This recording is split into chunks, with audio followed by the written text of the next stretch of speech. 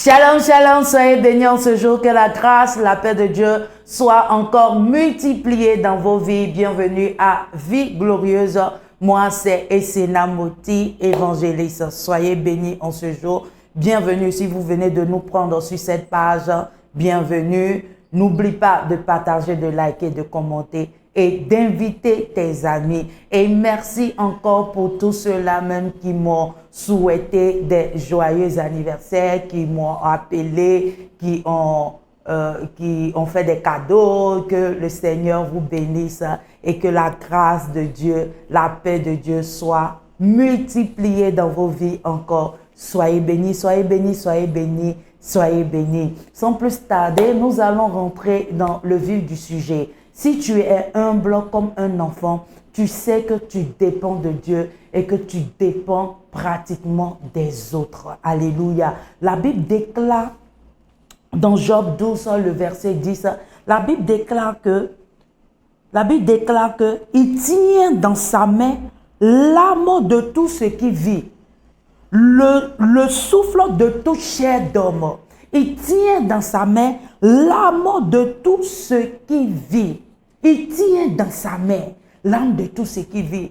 Job savait que c'est Dieu il dépendait de Dieu. Il savait qu'il devait dépendre de Dieu malgré tous les tumultes, malgré toutes les choses que l'ennemi avait fait dans sa vie, où il a tué ses enfants, il a pris tous ses biens. Il savait que malgré tous ces genres de choses qui étaient au-devant de lui, il était toujours dépendant de Dieu. Et dépendre de Dieu, c'est quoi? Je donne l'exemple d'un enfant. Un enfant, quand par exemple un enfant va aux toilettes, il appelle sa maman sans gêne.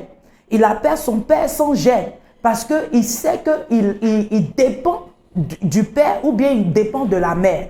Comme un enfant est là, par exemple, il sait qu'il dépend du père ou bien de la mère pour manger, pour se laver, pour aller par exemple aux toilettes, pour faire ses besoins. Il sait qu'il a besoin de ses parents à côté de lui parce qu'il sait qu'il dépend d'eux physiquement, spirituellement, comme moralement. Il sait aussi qu'il dépend d'eux financièrement. C'est pour ça que les enfants, ils vont devant les parents pour leur demander, oui papa, j'ai besoin de telle chose, j'ai besoin de tel montant, j'ai besoin de telle chose pour pouvoir faire telle chose. Parce que quoi? Il sait qu'il a besoin de son père, de sa mère pour pouvoir aller à un autre niveau. C'est comme ça qu'avoir l'humilité d'un enfant, tu sais que tu dépends de Dieu. Tu dépends de Dieu. Job savait qu'il dépendait de Dieu. C'est pour ça la chanson qui dit « Tout dépend de toi. Seigneur, je dépends de toi. Seigneur, je dépends de toi. Seigneur, je dépends de toi. » Seigneur. Donc pour toutes les choses qui se passent autour de nous, on sait, tu dois savoir que tu as besoin de dépendre du Seigneur. C'est ça, avoir l'humilité d'un enfant. L'humilité d'un enfant, il sait que sans sa mère, sans son père, il n'est rien. C'est comme ça, nous aussi, étant des hommes, étant des femmes, étant des vieux, des vieillards, nous avons besoin d'avoir l'humilité d'un enfant dans nos cœurs. Parce que sans Dieu, nous ne sommes rien. Nous avons besoin de Dieu. Nous avons besoin de Dieu pour aller à un autre niveau, pour exercer, pour être propulsé, pour aller à un autre niveau. On a besoin de Dieu. Donc tu as besoin de Dieu en ce jour. Mais c'est lorsque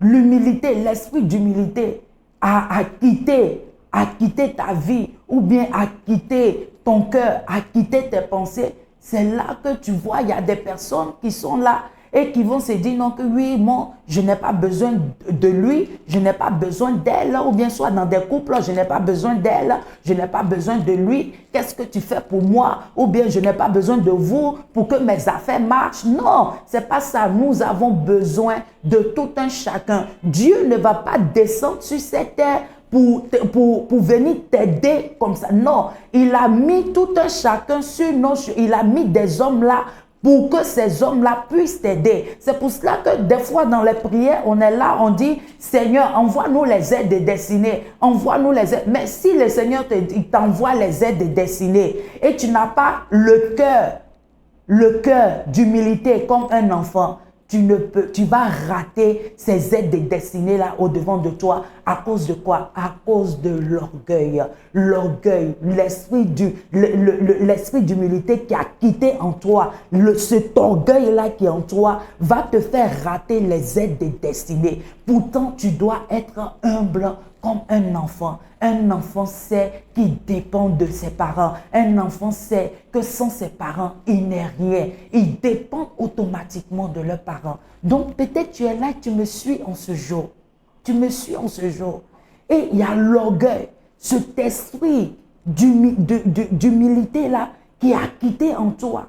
Par exemple, je peux donner un exemple où tu fais une affaire et tu es là, tu te dis non que oui, je n'ai pas besoin de vous pour être propulsé ou bien pour avancer. Mais tu as commencé une affaire, tu as toujours besoin de tes parents qui sont à côté de toi, de tes connaissances pour pouvoir t'aider en entendant que le Seigneur commence à amener les autres, les aides destinées de gauche à droite. Donc, tu n'as pas besoin de mettre l'orgueil au-devant de toi. Ou bien, par exemple, ce monsieur-là qui dit à sa femme, qu'est-ce que tu fais? Tu ne fais rien pour moi. Mais tu oublies que cette femme-là, c'est cette femme-là qui fait le ménage dans la maison. C'est cette femme-là qui prend soin de toi. C'est cette femme-là qui te donne à manger. C'est cette femme-là qui fait des enfants pour toi. C'est cette femme-là qui lave tes habits. C'est cette femme-là qui repasse tes habits. C'est cette femme-là qui balaie la maison à chaque moment pour que la maison soit propre. C'est cette femme-là